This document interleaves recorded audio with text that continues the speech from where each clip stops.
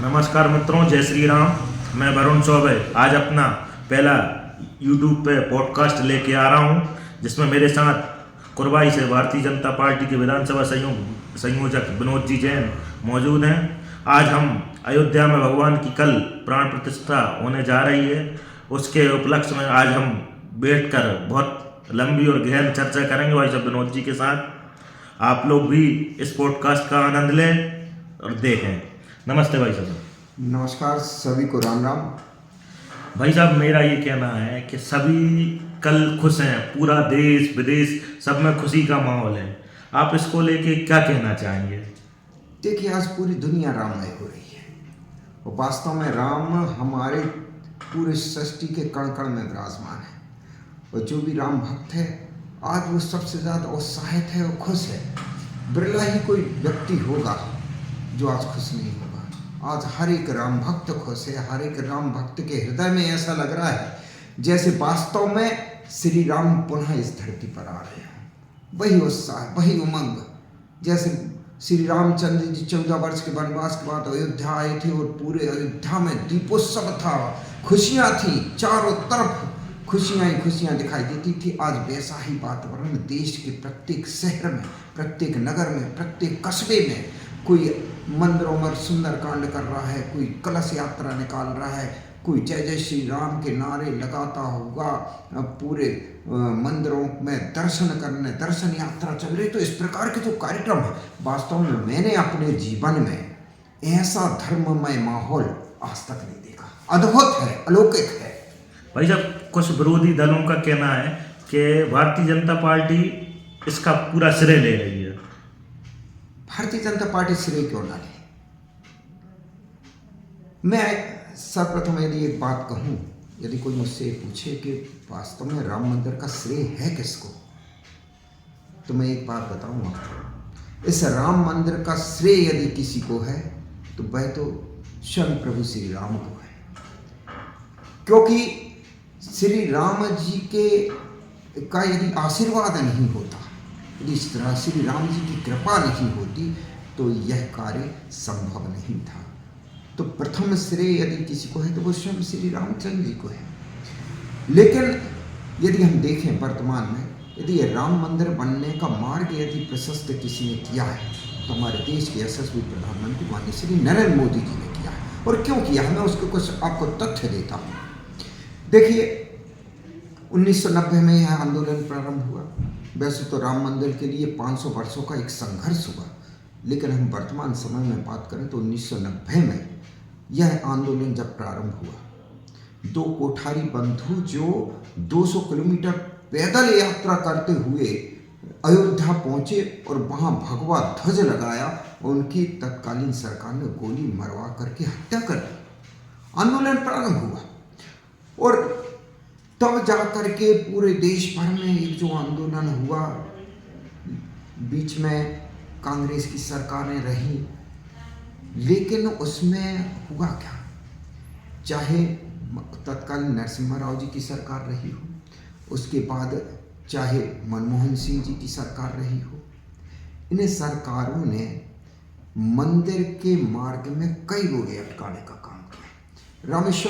रामेश्वरम का राम सेतु जी का प्रकरण हमें पता है कि किस प्रकार से कोर्ट में कांग्रेस पार्टी ने शपथ पत्र दिया कि राम तो काल्पनिक थे, राम का कोई अस्तित्व ही नहीं है, राम कभी इस धरती पर हुए ही नहीं। इस प्रकार का काम करने का काम किया। इसके बाद भी एएसआई के सर्वे को कोर्ट में ना देना, एएसआई ने जो रिपोर्ट बनाई उसको बार बार रोकना, और इसके बाद भी आपको ध्यान होगा कि कांग्रेस पार्टी के उस समय के बड़े नेता माननीय कपिल सिब्बल जी, उन्होंने तो बाकायदा कोर्ट में एक याचिका लगाई। जब उनको लगा कि राम मंदिर का फैसला आने वाला है और राम मंदिर के पक्ष में ही आने वाला है, तो उन्होंने कोर्ट में याचिका लगाई कि इस फैसले को रोका जाए, क्योंकि यदि ये फैसला आता है तो भारतीय जनता पार्टी को इससे लाभ होगा, इसलिए राम मंदिर के फैसले को भी रोका जाए। इस प्रकार एक नहीं अनेक कार्य कांग्रेस पार्टी ने ऐसे किए हैं जिससे राम मंदिर के पक्ष में फैसला ना हो पाए। भाई जब लोगों का जो विरोधी मानसिकता के लोग हैं उनका ये भी कहना है साथ में कि उनको राम मंदिर ट्रस्ट ने आमंत्रण तो दिया लेकिन वो लोग भगवान के दर्शन करने भी नहीं जा रहे हैं, उस पर आपका क्या कहना है? देखिए, जो दोहरे चरित्र पर जी रहे हैं उनके बारे में क्या कहें। वास्तव में एक तो राहुल गांधी ये कहते हैं कि हम दत्तात्रेय गोत्र के ब्राह्मण हैं। अब मुझे तो आज तक एक बात समझ में नहीं आई। उनके दादा फिरोज खान गांधी, उनके पुत्र हुए राजीव खान गांधी और उनके पुत्र हुए राहुल खान गांधी। अब वो दत्तात्रेय गोत्र के ब्राह्मण कैसे हो गए, ये तो शोध का विषय है। इस पर तो मुझे लगता है कि हर व्यक्ति आश्चर्यचकित है कि ऐसा क्यों हुआ। भगवान जाने वो क्या है, वो ही बता पाएंगे। लेकिन मेरा ये कहना है, एक तरफ आप गोल टोपी लगा करके घूमते हैं, दूसरी तरफ आप कहते हैं हम दत्तात्रेय गोत्र के ब्राह्मण। ये दोहरा चरित्र जब तक कांग्रेस पार्टी जिएगी तब तक वह यह निर्णय नहीं कर पाएगी कि मुझे करना क्या है। और वास्तव में जो राम का नहीं वो किसी काम का नहीं। इस देश में एक बार नहीं कई बार इस देश की जनता ने कांग्रेस पार्टी को नकार करके ये संदेश दिया, लेकिन उसके बाद भी उनको समझ में नहीं आती तो इसका कोई इलाज नहीं। कहते हैं ना, विनाश काले विपरीत बुद्धि। वास्तव में ये विनाश का समय है कांग्रेस का, वो बुद्धि भी उसी प्रकार से चल रही है और कुछ नहीं। भाई साहब, आम आदमी पार्टी से अरविंद केजरीवाल जी ने भी बताया है कि वो अभी राम मंदिर के दर्शन करने नहीं जाएंगे, भले ही उनको आमंत्रण मिला है, वो बाद में कभी जाएंगे। देखिए, कोई भी राम भक्त आज पूरे विश्व के अंदर ऐसा नहीं होगा जिसके हृदय में राम लला के दर्शन करने का भाव ना हो। ये भाव किसके अंदर नहीं होगा? ये भाव सिर्फ उसके अंदर नहीं होगा जिसके हृदय में राम नहीं है। यदि केजरीवाल जी के हृदय में राम होते तो वह अपने आप को रोक नहीं पाते। आमंत्रण मिलता तो, आमंत्रण नहीं मिलता तो भी अपने आप को नहीं रोक पाते। ये सिर्फ वो आरोप लगाते हैं कि भारतीय जनता पार्टी राजनीति कर रही है। वास्तव में राजनीति भारतीय जनता पार्टी नहीं कर रही। राजनीति तो कांग्रेस पार्टी, राहुल गांधी, सोनिया गांधी, आम आदमी पार्टी, अरविंद केजरीवाल ये राजनीति कर रहे हैं। वो क्यों कर रहे हैं? सिर्फ मुस्लिम तुष्टि करने के लिए। लेकिन मैं अभी एक हमारे मुस्लिम भाई से मैं बात कर रहा था तो उन्होंने कहा, देखिए, राम जिनके आदर्श हैं, राम जिनके भगवान हैं, वो यदि राम को नहीं मान रहे हैं, अरे वो राम के नहीं हो पाए तो वो मुसलमानों के कैसे हो जाएंगे? ये आज मुस्लिम समाज इस बात को कह रहा है कि जो राम के नहीं हो सकते वो हमारे कैसे होंगे। तो आने वाले समय में मुस्लिम वर्ग भी ऐसे तुष्टीकरण करने वाले नेताओं को मुंहतोड़ जवाब देने वाली है। भाई साहब, जैसे कि हमारा आज का पॉडकास्ट बहुत अच्छा चला, अब मैं अंतिम आपसे सवाल पूछना चाहता हूँ कि पहले हम लोग नारे लगाते थे कि रामलला हम आएंगे, मंदिर वहीं बनाएंगे।